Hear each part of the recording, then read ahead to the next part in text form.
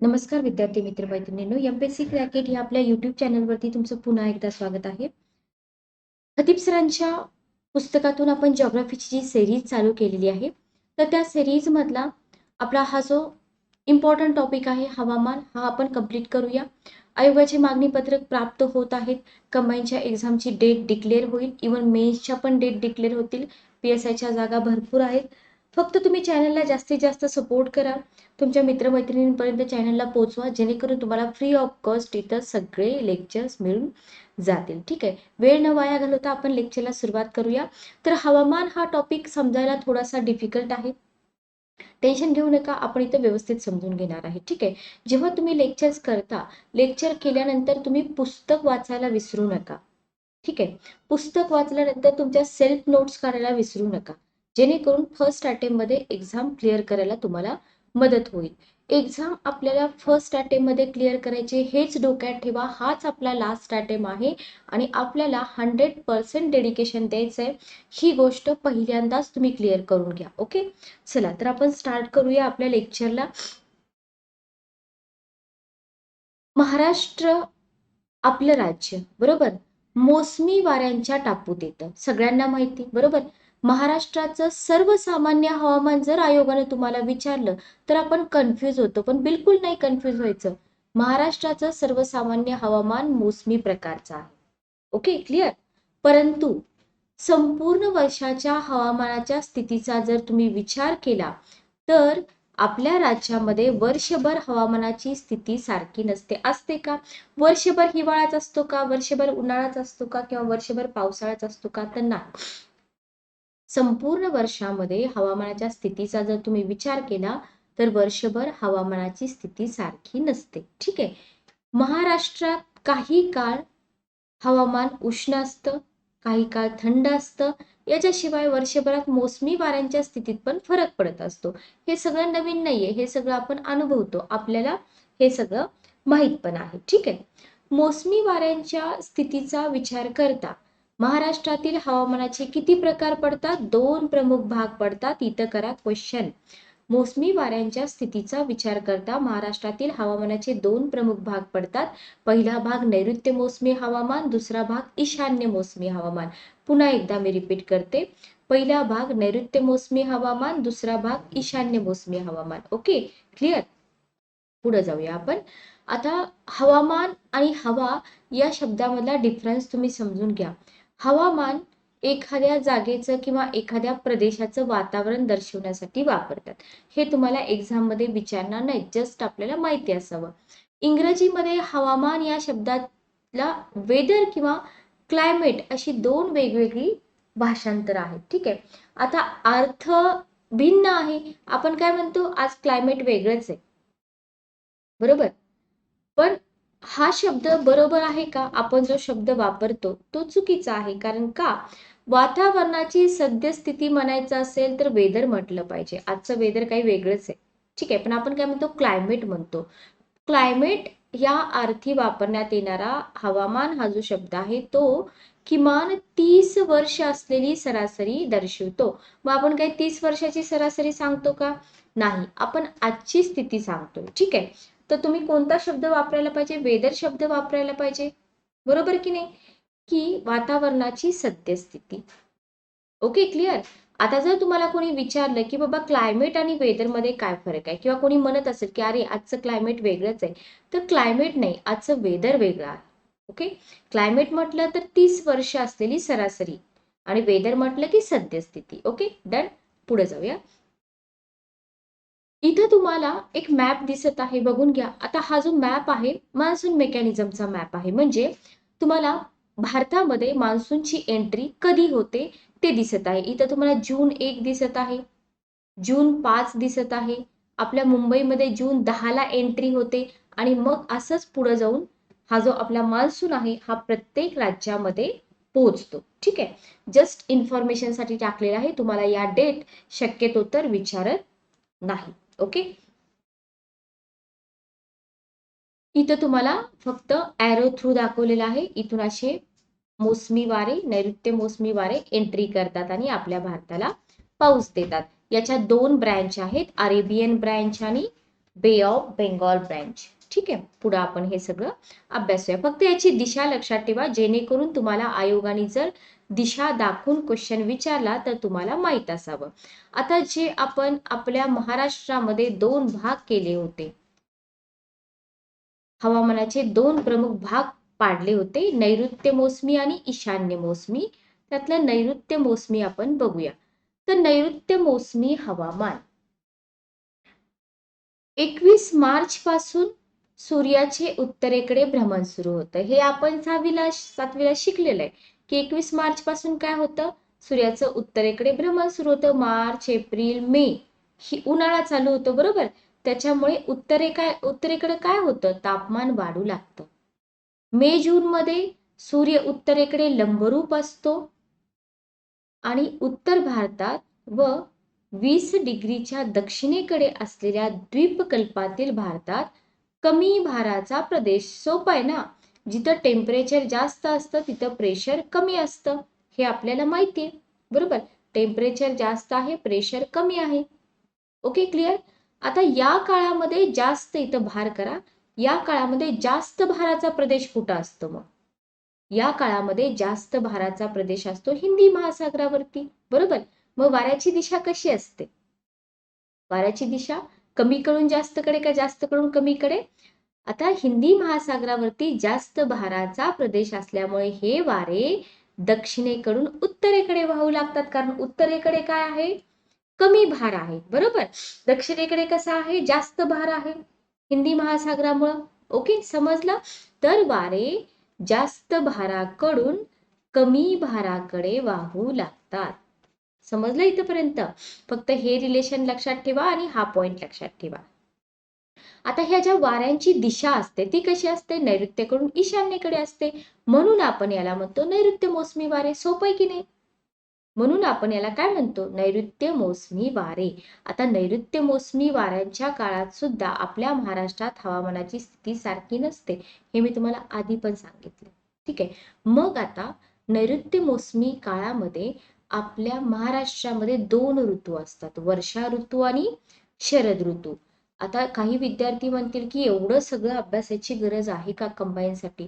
Golden year आहे, भरपूर जागा आहेत, छान अभ्यास करा, याच ऍडव्हर्टाईज मध्ये पोस्ट काढायचा प्रयत्न करा आणि डिटेलमध्ये वाचा, जेणेकरून आयोगाने कितीही अवघड क्वेश्चन विचारले तरी तुम्हाला इथं प्रॉब्लेम नाही आला पाहिजे. ठीक आहे. तर नैऋत्य मान्सून काळामध्ये महाराष्ट्रामध्ये वर्षा आणि शरद हे 2 ऋतू असतात, बरोबर. इथं तुम्हाला बघा 21 जून उत्तरायण दाखवलेलं आहे. ठीक आहे. इथं 21 जून ह्याच्यावरती क्वेश्चन विचारले जातात. उत्तर गोलार्धातील सर्वात मोठा दिवस, दक्षिण गोलार्धातील सर्वात लहान दिवस, फक्त उलट सुलट लक्षात ठेवायचं तुम्हाला. Okay, clear. इथं तुम्हाला मान्सूनच्या आगमनाच्या दिनांक दिलेले आहेत. ठीक आहे. 1 जूनला मान्सून येतो इथं केरळमध्ये, ओके, किंवा तमिळनाडूचा भाग तुम्ही म्हणू शकता. 5 जून, 10 जूनला आपल्या मुंबईमध्ये, 15 जून गुजरात, 1 जुलै, 15 जुलै. त्याच्यानंतर इकडं तुम्ही जावा, इकडं 15 जून दिसत आहे बघा, 10 जून, 15 जून, इथं पण 15 जून. आणि याच्यानंतर इकडं तुम्हाला 1 जून, इथं 5 जून सेम आहे, इथं 5 जून आहे, इथं तुम्हाला 1 जून दिसत आहे पुन्हा. तर जास्तीत जास्त तुम्हाला आपल्या महाराष्ट्राबद्दल विचारू शकतात, किंवा या 3 डेट फक्त तुम्हाला विचारू शकतात, 1, 5 आणि 10 जून. याच्यामध्ये जास्त टेन्शन घेऊ नका. आणि कंबाईनला भारताचा भूगोल शक्यतो तर जास्त विचारत नाहीत, विचारले तर 1-2 क्वेश्चन तुम्हाला विचारतात. ठीक आहे. तर हे उत्तरायण आणि दक्षिणायन या 2 ज्या स्थिती आहेत या लक्षात ठेवा. 14 जानेवारी, 21 जून. ओके, विसरू नका. हिंदू दिनदर्शिकेप्रमाणे ज्येष्ठ आणि आषाढ या महिन्यात वर्षा ऋतू असतो. याला क्वेश्चन करा, तुम्हाला सीसॅट मध्ये पण याचा फायदा होतो आणि जिओग्राफी मध्ये विचारले तर जिओग्राफी मध्ये पण तुम्हाला याचा फायदा होतो की ज्येष्ठ आणि आषाढ या महिन्यात वर्षा ऋतू असतो. आपल्याला मराठी महिने येत नाहीत. ग्रेगरी दिनदर्शिकेप्रमाणे जून उत्तरार्ध, जुलै, ऑगस्ट पूर्वार्ध या महिन्यामध्ये वर्षा ऋतू असतो. ठीक आहे. जूनचा उत्तरार्ध, कारण अर्धा जून तर उन्हाळाच असतो. जुलै, ऑगस्ट पूर्वार्ध या महिन्यामध्ये असतो वर्षा ऋतू. ठीक आहे, पुढे जाऊया आपण. वर्षा ऋतू आपण बघूया. वर्षा ऋतू, पावसाळा किंवा ओला ऋतू याला आपण काय म्हणतो? पावसाळा किंवा ओला ऋतू म्हणतो. साधारणपणे जून ते सप्टेंबर मध्ये पाऊस पडतो, म्हणून हा कालखंड आपण वर्षा ऋतू म्हणून ओळखतो. बघा, फक्त पुस्तकी भाषेवरती जाऊ नका. तुम्ही जे सगळे ऋतू अनुभवताय की नाही, लहानपणापासून आपण सगळं बघतोय, पावसाळा कधी असतो, उन्हाळा कधी असतो, हिवाळा कधी असतो, तर ते तुम्ही आठवा आणि त्याच्यानुसार तुम्ही काय करा, समजून घेण्याचा प्रयत्न करा. ठीक आहे. आता या काळामध्ये काय होतं बघा, महाराष्ट्रामध्ये तापमान, वायुभार, वारे, पर्जन्य, आर्द्रता यांची स्थिती कशी असते ते आपल्याला बघायचंय. वर्षा ऋतू आहे, जून ते सप्टेंबर मध्ये आहे, हे पण आपल्याला माहिती आहे, बरोबर. पण या वर्षा ऋतूच्या काळामध्ये आपल्या महाराष्ट्रामध्ये तापमान, वायुभार, वारे, पर्जन्य, आर्द्रता यांची स्थिती आपल्याला बघायची. जर तुम्ही तापमान बघितलं वर्षा ऋतूमधलं, तर मार्च नंतर आपल्या महाराष्ट्राच्या तापमानात वाढ होते. कारण मार्च नंतर कोणता महिना येतो? एप्रिल महिना येतो. एप्रिल नंतर कोणता महिना येतो? मे महिना येतो, बरोबर. म्हणजे तापमानात वाढ होऊ लागते. अवघड आहे का? काहीच अवघड नाहीये. एप्रिल मे महिन्यात महाराष्ट्रात तापमान जास्त असते. जून मध्ये सूर्याचे भ्रमण सुरू झाल्याने महाराष्ट्राचे तापमान अधिक होते, बरोबर. सर्वसाधारण या ऋतूमध्ये तापमान 27 डिग्री ते 29 डिग्री इतके असते. तर याला IMP करा की तुम्हाला वर्षा ऋतूमधलं सर्वसाधारण टेम्परेचर विचारू शकतात. 27 डिग्री ते 29 डिग्री, काही ठिकाणी 30 डिग्री पण असतं. कारण आपण काय म्हणतो की महाराष्ट्रामध्ये सगळीकडे सेम सिच्युएशन असते का हवामानाची? नाही. ओके, क्लिअर, समजलं. पुढे जाऊया.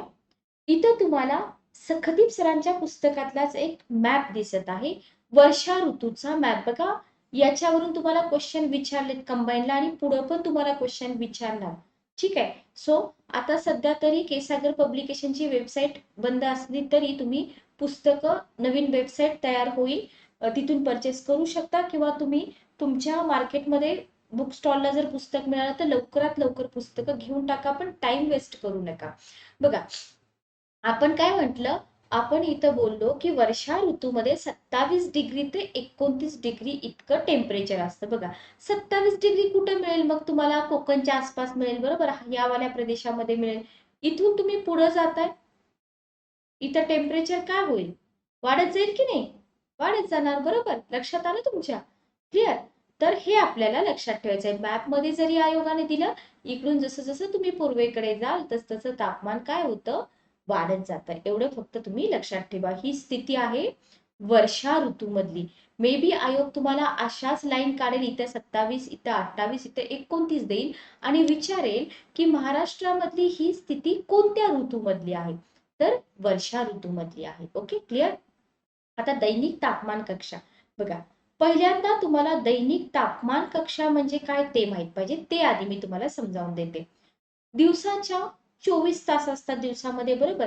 या 24 तासामध्ये कमाल आणि किमान तापमानातील जो फरक असतो त्याला आपण म्हणतो दैनिक तापमान कक्षा. Okay, clear. त्याला आपण काय म्हणतो? दैनिक तापमान कक्षा. कमाल तापमान किती होतं दिवसभरामध्ये, किमान तापमान किती होतं, त्याच्यामधला जो डिफरन्स आहे त्याला आपण म्हणतो दैनिक तापमान कक्षा. तुम्ही जर विषुववृत्ताकडून, आता विषुववृत्त कुठं असतं? विषुववृत्ताकडून तुम्ही जर ध्रुवाकडे गेलात तर दैनिक तापमान कक्षा सुद्धा वाढत जाते. वाढत जाते म्हणजे त्यांच्यातला जो डिफरन्स आहे कमाल आणि किमान तापमानाचा तो वाढत जातो, बरोबर. Okay, clear. सागर किनाऱ्यापेक्षा खंडाच्या अंतर्गत प्रदेशामध्ये दैनिक तापमान कक्षा जास्त असते, कारण इथं थोडा थंडावा मिळतो तुम्हाला, बरोबर. वाळवंटी प्रदेशात दैनिक तापमान कक्षा जास्त असते. Okay, clear. ही झाली तुमची दैनिक तापमान कक्षा. ठीक आहे. तर इथं आपल्याला तोच पॉइंट क्लिअर करायचा आहे. पावसाळ्यामध्ये जर तुम्ही बघितलं ना, दैनिक तापमान कक्षा कमी असते. कारण का माहिती का?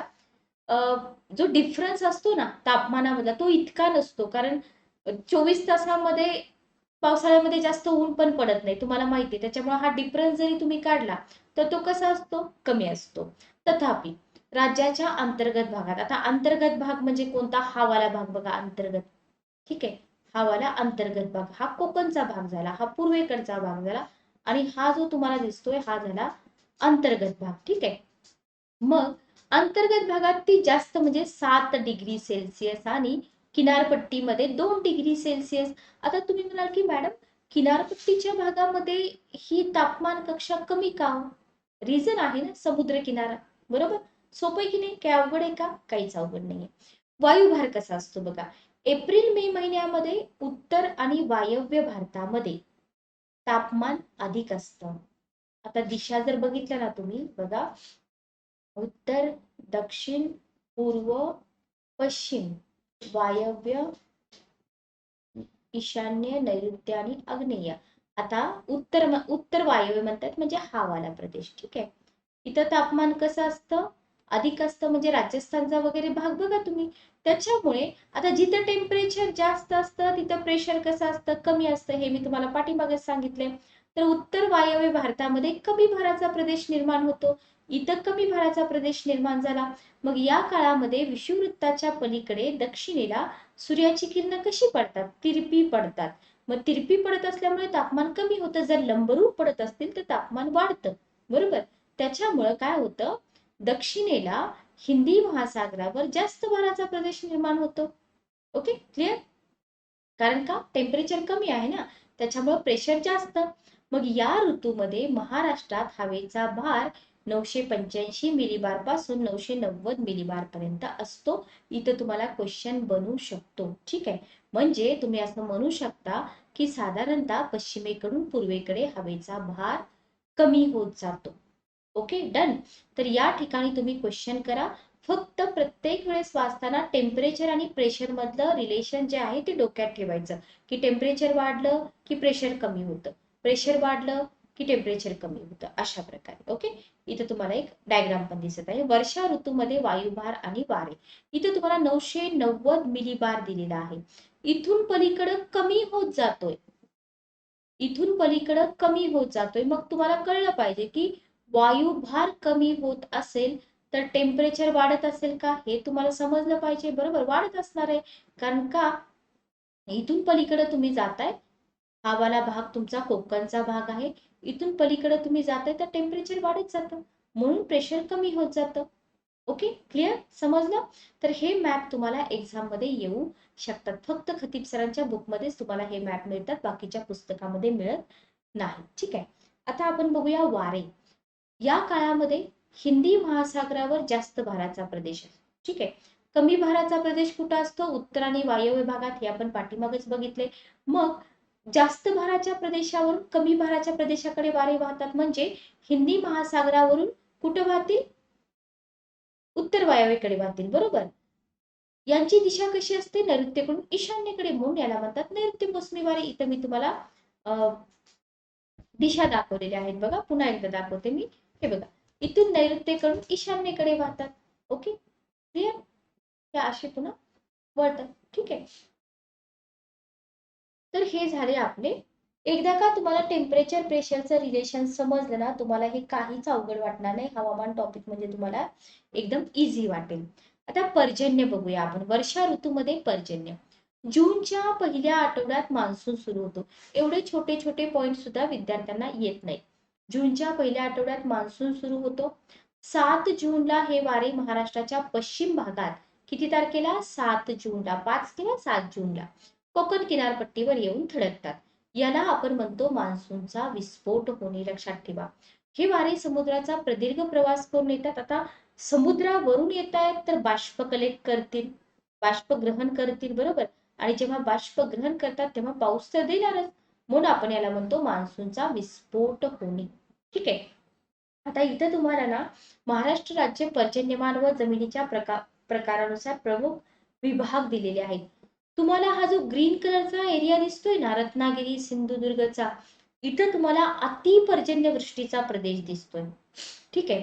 इथं बिनजांभ्या जमिनीचा अतिपर्जन्य, इथं पण अतिपर्जन्य, इथं पण अतिपर्जन्य आहे.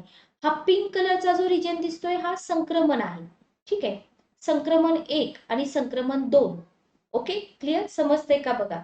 त्याच्यानंतर तुम्ही हा अपुरा आणि अनियमित, म्हणजे हा रेन शॅडो एरिया म्हणू शकता तुम्ही.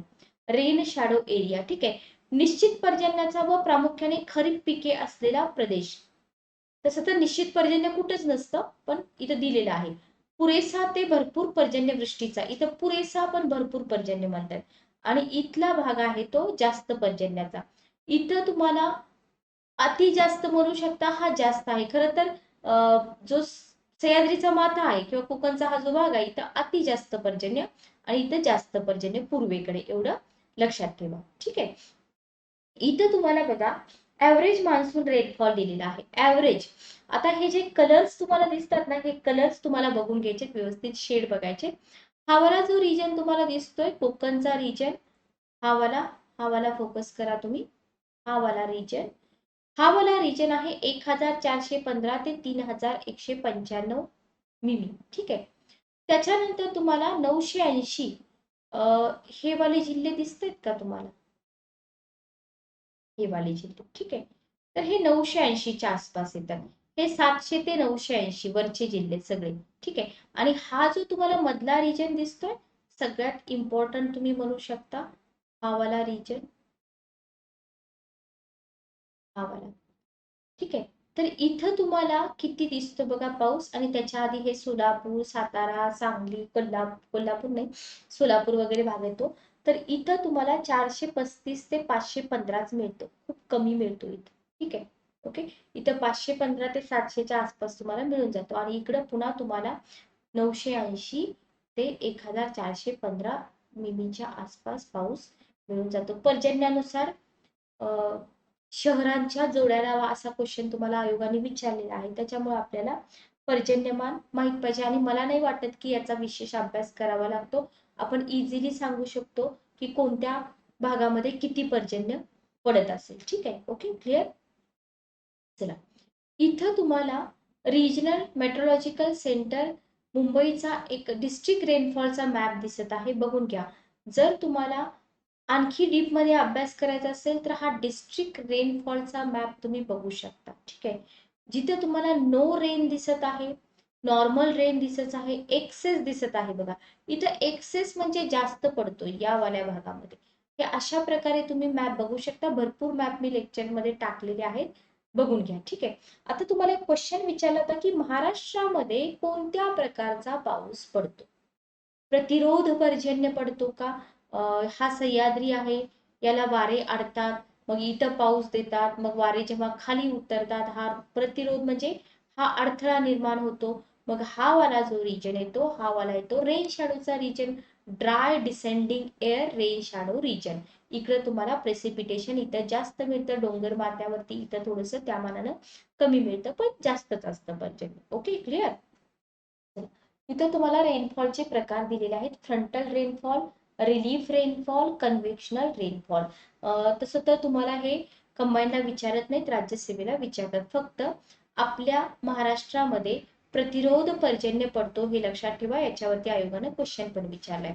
सह्याद्रीला वारे अडतात, आताच आपण इमेज बघितली, त्याच्यामुळे महाराष्ट्रातील कोकण भागात आणि सह्याद्रीच्या पश्चिम उतारावर या वाऱ्यांपासून खूप पाऊस पडतो. सह्याद्रीचा पश्चिम उतार हा पश्चिम उतार आहे, हा पूर्व उतार आहे, या उतारावर पाऊस कसा पडतो, जास्त पडतो. Okay, done, clear. चला पुढे जाऊया.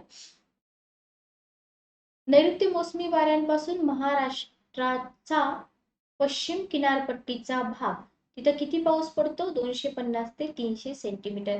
याला IMP करा किंवा क्वेश्चन करा. नैऋत्य मोसमी वाऱ्यांपासून महाराष्ट्राच्या पश्चिम किनारपट्टीच्या भागामध्ये किती पाऊस पडतो, तर 250 ते 300 सेंटीमीटर इतका पाऊस पडतो, ठीक आहे. सह्याद्रीच्या उंचावरील भागात आताच मी तुम्हाला दाखवलं, उदाहरणार्थ आंबोलीला याच्यापेक्षा पण जास्त पाऊस पडतो. मोसमी वारे जेव्हा घाटमाता ओलांडून खाली उतरतात, तेव्हा पावसाचं प्रमाण कमी होत जातं, कारण का, अधोगामी झाल्यामुळे वारे कोरडे होतात, ठीक आहे. त्याच्यामुळे मिळणाऱ्या पर्जन्यांचं प्रमाण कमी होतं. उदाहरणार्थ वायू बघा, इथं आपण डायग्राम मध्ये बघितले ना, इथून खाली उतरतात, ड्राय होते एअर, कशी होते, ड्राय होते. त्याच्यामुळे काय होतं, पर्जन्याचं प्रमाण कमी होत जातं, ठीक आहे. सातारा सांगली जिल्ह्याच्या पूर्व भागामध्ये, पश्चिम भागामध्ये तर पडतो पाऊस, पूर्व भाग, सोलापूर, अहमदनगर, मराठवाड्यातील बहुतेक जिल्ह्यामध्ये पाऊस कमी पडतो, कारण का, याला म्हणतात रेन शॅडो रिजन किंवा पर्जन्य छायेचा प्रदेश, याच्यावरती सुद्धा लोकसेवा आयोगाने तुम्हाला क्वेश्चन विचारलेले आहेत. Okay, clear. पूर्वेकडे विशेषतः विदर्भाच्या पूर्व भागात चंद्रपूर, गडचिरोली जिल्ह्यामध्ये पावसाचं प्रमाण वाढतं. का वाढतं? आता तुम्ही म्हणाल की मॅडम खरं तर पुढं पुढं जसं जसं जाईल तसं तसं तर मग कमीच व्हायला पाहिजे ना, मग हे उलट कसं होतंय? वाढतं कारण इथं तुम्हाला वनांचा भाग मोठा दिसतो. 150 सेंटीमीटर पर्यंत इथं पाऊस पडतो. तर इथं पण तुम्हाला क्वेश्चन बनतो तुमचा. ठीक आहे. अमरावती जिल्ह्याच्या उत्तर भागात हे एकमेव तुम्हाला हिल स्टेशन मिळतं. इथं पण पाऊस का वाढतो? इथं डोंगर आणि वनांमुळे पावसाचं प्रमाण जास्त आहे. अमरावती जिल्ह्याचा उत्तर भाग चिखलदरा पर्यटन स्थळ आहे. Okay, clear. तर जेवढे पॉइंट खतीब सरांच्या पुस्तकात दिले त्या पॉइंट वरती तुम्हाला क्वेश्चन विचारले जातात. ठीक आहे. सगळ्यात जास्त मार्क जिओग्राफीला मिळतात, लक्षात ठेवा. इथं तुम्हाला फॉरेस्ट मॅप दिलेला आहे बघा. इथं तुम्हाला अमरावती रिजन दिसत आहे का? इथं तुम्हाला वनांचं प्रमाण जास्त दिसते म्हणून इथं पाऊस जास्त. इथं पण तुम्हाला वनांचं प्रमाण जास्त म्हणून इथं पाऊस जास्त. इथं तुम्हाला वनांचं प्रमाण जास्त म्हणून इथं पण पाऊस जास्त. इथं तुम्हाला वनांचं प्रमाण काहीच मिळत नाही म्हणून सर्वात कमी पाऊस इथं पडतो. ओके, समजलं? आलं लक्षात तुमच्या? चला पुढे जाऊया. आर्द्रता बघा.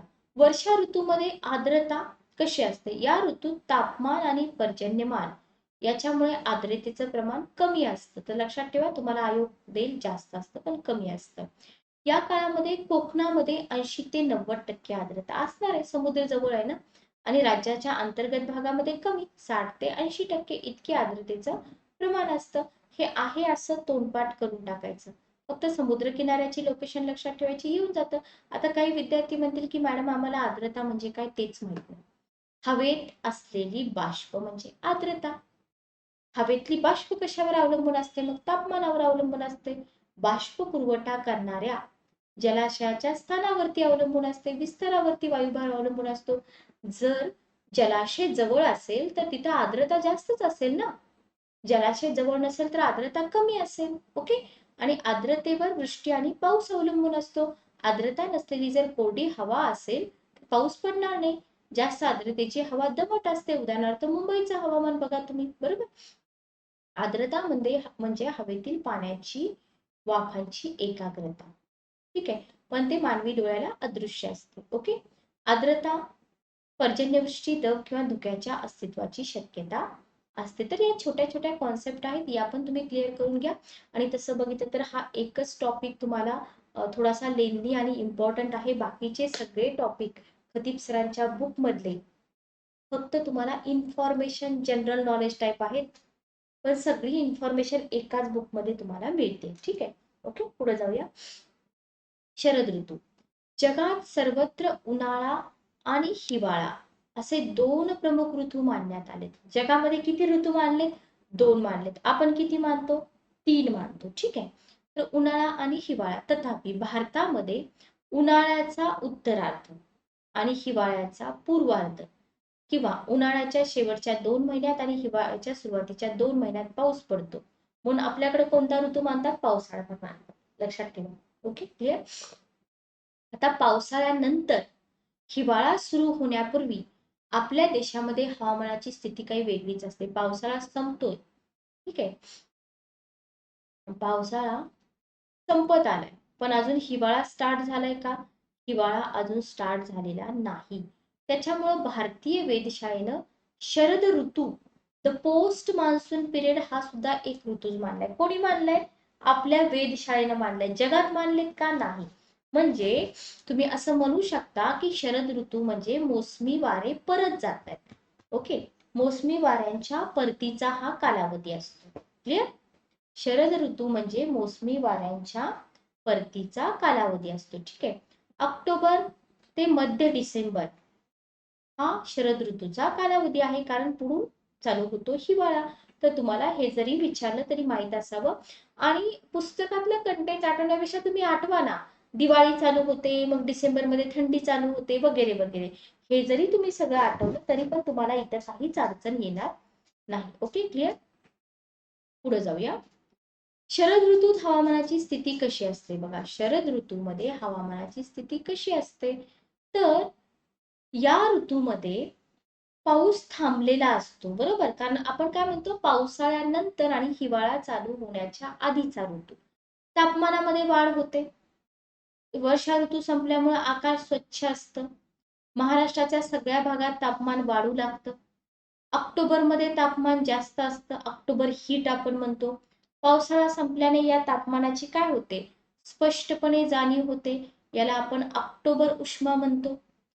महाराष्ट्रामध्ये 30 ते 31 डिग्री सेल्सिअस इतकं तापमान असतं. कधी? शरद ऋतूमध्ये. ठीक आहे. बघा आपण कोणता ऋतू बघतोय? शरद ऋतू बघतोय. ठीक आहे. अंतर्गत भागामध्ये तापमान जास्त असतं, 32 डिग्री सेल्सिअस. ऑक्टोबर हीट म्हणतो. आता सध्या जे चालू आहे ना ऑक्टोबर हीट, ती ऑक्टोबर हीट. ठीक आहे. कधी कधी जास्तच गरम होतं, कधी कधी थोडंसं बेटर फील होतं. ठीक आहे. Okay, clear. पुढे जाऊया. इथं तुम्हाला शरद ऋतूचा मॅप दिलेला आहे बघा. असे मॅप तुम्हाला एक्झाम मध्ये विचारले, याला IMP करा. इथं तुम्हाला टेम्परेचर दिलंय 30 डिग्री, इथं दिलेलं आहे 31, इथं दिले 32, म्हणजे वाढत जातं. लक्षात आलं? वाढत जातं. ठीक आहे. ऑक्टोबर हीट म्हणतात त्याला. क्लिअर. दैनिक तापमान कक्षा. आता दैनिक तापमान कक्षा काय असते हे मी तुम्हाला पाठीमागं पण सांगितलं. तर या ऋतूमध्ये दैनिक तापमान कक्षा थोडी अधिक असते, कारण का? पावसाळा संपलाय ना. दिवसाचं आणि रात्रीचं तापमान आहे याच्यामध्ये थोडा जास्त फरक तुम्हाला दिसून येईल. क्लिअर. या ऋतूमध्ये पश्चिमेला समुद्राला लागून असलेल्या प्रदेशामध्ये दैनिक तापमान कक्षा 5 डिग्री सेल्सिअस. तर राज्याच्या अंतर्गत भागामध्ये किती? 8 ते 9 डिग्री सेल्सिअस इतकी असते. ओके. वायुभार. जूनमध्ये सूर्याचे उत्तरेकडे भ्रमण झाल्याने महाराष्ट्रामध्ये पावसाळ्यात तापमान जास्त असते. काय होतं? जूनमध्ये सूर्याचं उत्तरेकडे भ्रमण चालू होतं. महाराष्ट्रामध्ये पावसाळ्यात तापमान कसं असतं? जास्त असतं, जरी पावसाळा असला तरी सुद्धा. या काळात पाऊस पडत असल्याने त्याची फक्त जाणीव होत नाही आपल्याला. टेम्परेचर तर जास्त असतं. शरद ऋतूमध्ये दिवसाचं तापमान जास्त असतं तरी पावसाळ्यापेक्षा थोडं कमीच असतं. त्याच्यामुळे महाराष्ट्रामध्ये वायुभारात वाढ होते. लक्षात ठेवा.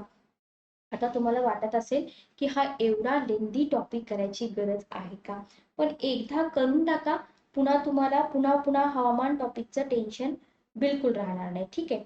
कारण काय होतं, आपण मग बरोबर अभ्यास करतो आणि मग पुन्हा आपल्याला तेच तेच करत बसावं लागतं, हो की नाही?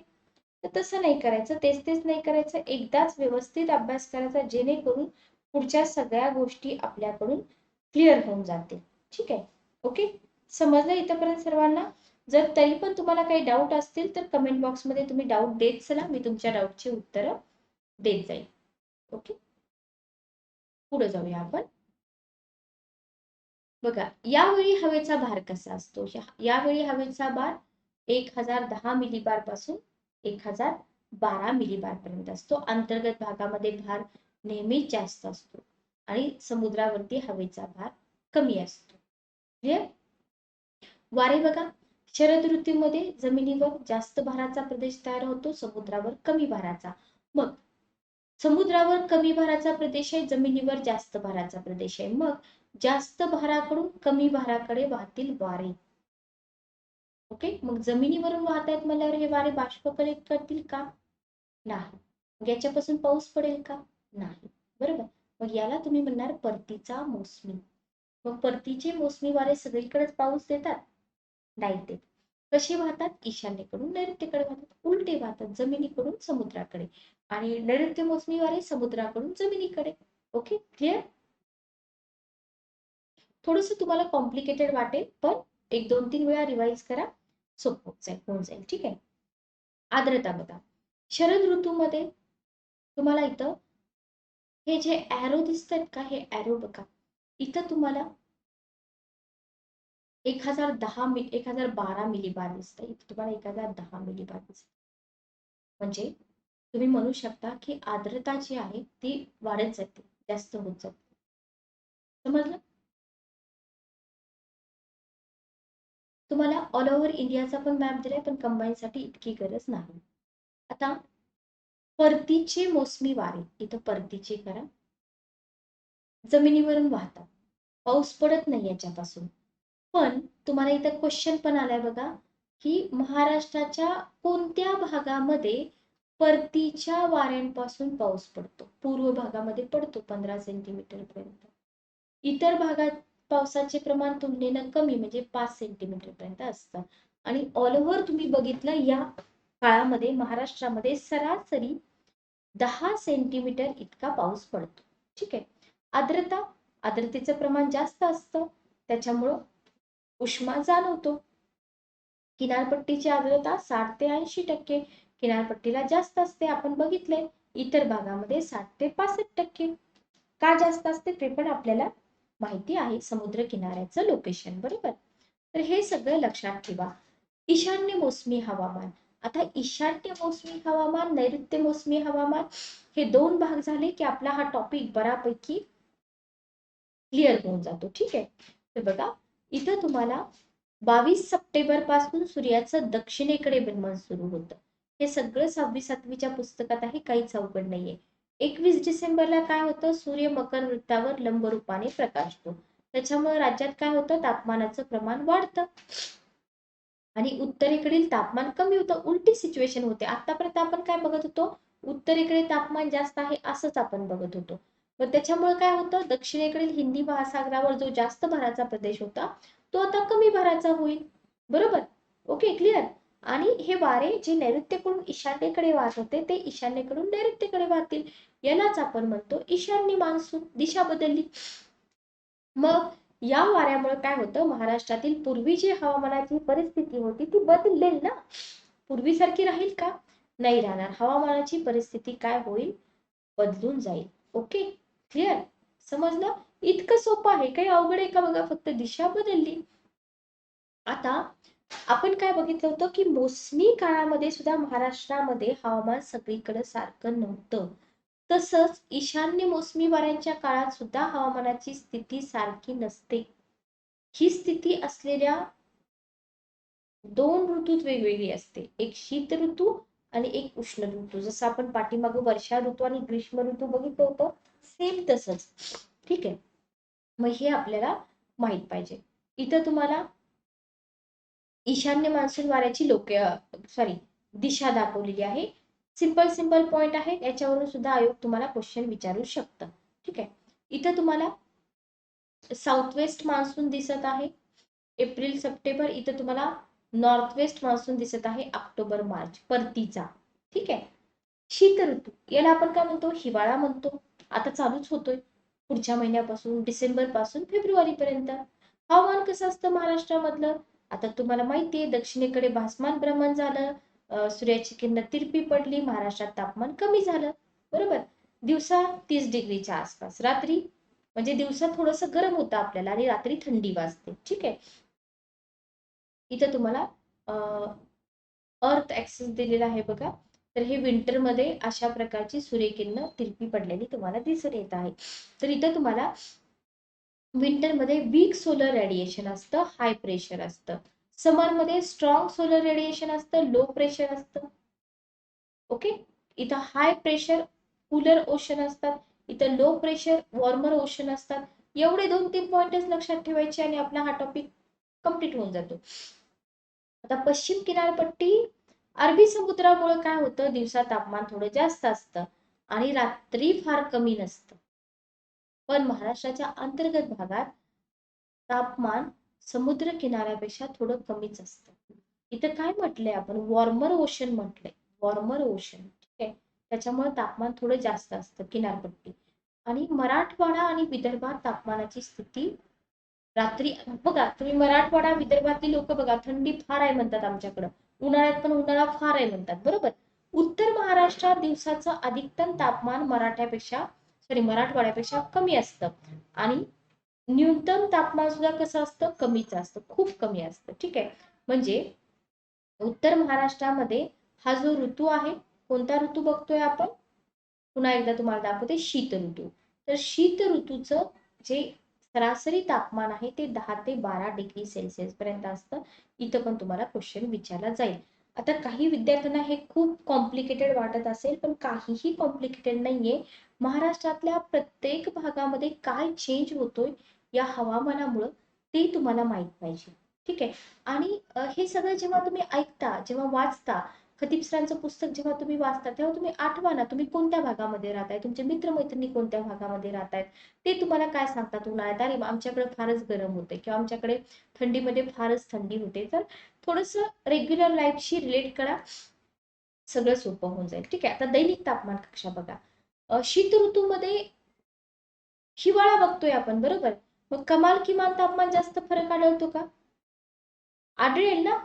मग संध्याकाळी जास्तच थंडी आहे, दिवसा थोडं तापमान आहे, आढळतो, बरोबर. पण हे कुठं? अंतर्गत भागात. समुद्र किनाऱ्याजवळ आढळेल का? नाही आढळणार. कारण का? तिथं वॉर्मर ओशन आहेत ना. तापमान कक्षा तुम्हाला कमी मिळेल, फरक कमी मिळेल. रत्नागिरीची तापमान कक्षा 5 डिग्री सेल्सिअस. अंतर्गत भागामध्ये कमाल किमान तापमानात जास्त फरक असतो. औरंगाबादची तापमान कक्षा 15, नागपूरची 14, नाशिकची 20. कारण का? समुद्र किनारा जवळ नाहीये. Okay, clear. वायुभार कसा असतो बघा. आता आपल्याला माहितीये की शीत ऋतूमध्ये काय होतं, सगळ्या भागातलं तापमान कमी झालंय. जिथं टेम्परेचर कमी असतं तिथं प्रेशर जास्त असतं. हवेचा भार जास्त, 114 ते 116. अंतर्गत भागामध्ये 117, तिथे जास्त थंडी वाजते तुम्हाला. महाराष्ट्राच्या पश्चिमेला समुद्र किनारा आहे, हवेचा भार कमी, कारण ओशन वॉर्मर आहेत. अरबी समुद्रावर तर बराच कमी, कारण ओशन वॉर्मर आहेत, बरोबर. दक्षिणेकडे हिंदी महासागरावर जास्त तापमानामुळे कमी भाराचा प्रदेश. Okay, clear. आणि भारताच्या उत्तर वायव्येला मध्य आशियात तापमान कमी असल्याने जास्त भाराचे प्रदेश निर्माण होतात. किती सोपं आहे बघा. फक्त टेम्परेचर प्रेशर मधला जर संबंध तुम्हाला समजला तर तुम्हाला हवामान टॉपिक काहीही अवघड नाही. महाराष्ट्र राज्य शीत ऋतू मधला मॅप तुम्हाला दिसत आहे. इथे 114 मिलीबार आहे वायुभार, इथे 116 आहे. वायुभार वाढतोय म्हणजे टेम्परेचर काय होतंय, टेम्परेचर कमी होतंय. ओके, क्लिअर, समजलं. वारे बघा. आता शीत ऋतूमध्ये भारताच्या उत्तर आणि वायव्य भागामध्ये जास्त भाराचा प्रदेश आहे, कारण टेम्परेचर कमी आहे. दक्षिणेला कमी भाराचा प्रदेश आहे, टेम्परेचर जास्त आहे, बरोबर. जमिनीकडून समुद्राकडे वारे वाहतात. दिशा ईशान्येकडून नैऋत्येकडे, म्हणून आपण यांना म्हणतो ईशान्य मोसमी वारे. ठीक आहे. या काळात हवेच्या भराचे उतारमान कमी असल्याने नैऋत्य मोसमी वारे इतके ईशान्य मोसमी वारे वेगवान नसतात. म्हणजे हे वारे खूप वेगवान असतात, पण ईशान्य मोसमी वारे वेगवान नसतात, लक्षात ठेवा. इथं तुम्हाला जर तुम्ही राज्यसेवा करत असाल तर हा वाला मॅप पण बघून घ्या, कुठं हाय प्रेशर आहे, कुठं लो प्रेशर आहे आणि वाऱ्याची दिशा कशी आहे. ठीक आहे. Okay, clear. पर्जन्यमान बघा. हिवाळ्यामध्ये महाराष्ट्रात वाहणारे ईशान्य मोसमी वारे कुठून वाहतात? जमिनीवरून वाहतात. मग ते जमिनीवरून वाहतील तर बाष्प कसे आणतील? कोरडेच असणार ना. म्हणजे ईशान्य मोसमी वाऱ्यापासून, इथं क्वेश्चन विचारलाय तुम्हाला, महाराष्ट्रामध्ये विशेष पाऊस पडत नाही. शीत ऋतूमध्ये 10 सेंटीमीटर पर्यंत पाऊस पडतो. पूर्व भागामध्ये प्रमाण जास्त असतं. आपण बघितले ईशान्य मोसमी वाऱ्यांपासून पूर्व भागामध्ये पाऊस पडतो 12 ते 15 सेंटीमीटर. ठीक आहे. राज्याच्या मध्य भागामध्ये कमी पाऊस पडतो. ओके. आणि आर्द्रता कशी असते? थोडाच पाऊस आहे, ऋतू कोरडाच असतो, आर्द्रतेचं प्रमाण कमी असणार आहे. म्हणजे महाराष्ट्राच्या मध्य पूर्व उत्तर भागामध्ये 40 ते 45%, समुद्र किनाऱ्याजवळ ऑब्विसली आर्द्रता जास्त, 60 ते 70%. ठीक आहे. हे झाला आपला वर्षा ऋतू, सॉरी शीत ऋतू कंप्लीट. याच्यानंतर आपला जो पार्ट सेकंड येईल हवामान टॉपिकचा, त्याच्यामध्ये आपण उष्ण ऋतू कंप्लीट करणार आहोत. उष्ण ऋतूचा मॅप आपण बघणार आहोत. आणि आपण याच्यानंतर काय बघणार? महाराष्ट्रामध्ये पावसाचं जे प्रमाण आहे ते फायनली आपलं इथं संपून जाईल, की तुम्हाला महाराष्ट्रामध्ये कोणते ऋतू आणि पाऊस कशा प्रकारे पडतो. ठीक आहे. तर लेक्चर कसं वाटलं कमेंट करून नक्की सांगा. जास्तीत जास्त विद्यार्थ्यांपर्यंत लेक्चर्स पोहोचवा. आणि तुम्ही कोणत्या एक्झामची तयारी करतायत मेजर स्टुडंट, म्हणजे मला त्या हिशोबाने लेक्चर्स टाकता येतील. तर भेटूया नेक्स्ट सेशनमध्ये. Good day, take care.